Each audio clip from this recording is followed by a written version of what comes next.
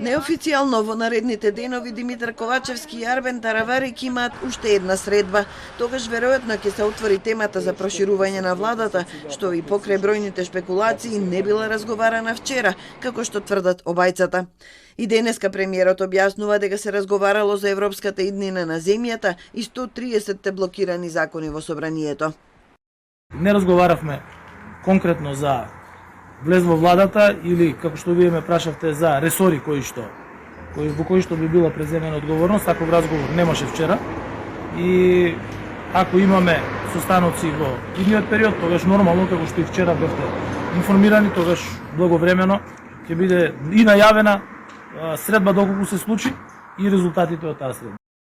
И Алијанса тврди дека се уште не добила покана за влез во владата. Ги нарекува шпекулации информациите дека тројцата главни коалицијски партнери, СДСМ, ДУИ и Алтернатива ќе отстапат по едно министерско место. Наводно се разговара за ресорите здравство, правда, образование, земјоделство и животна средина. Алијанса веќе го подготвува својот список на услови, меѓу кои да нема парламентарни избори пред 2024 и да има автономија во одлучувањето. Ако евентуално започнеме преговори, секако ќе имаме наши црвени линии кои што би биле неопходни за да продолжиме со преговорите. Па имаме пакет на мерки кои што сме ги кажале, дека и како опозиција ќе ги презентираме и пред вас и пред целата јавност.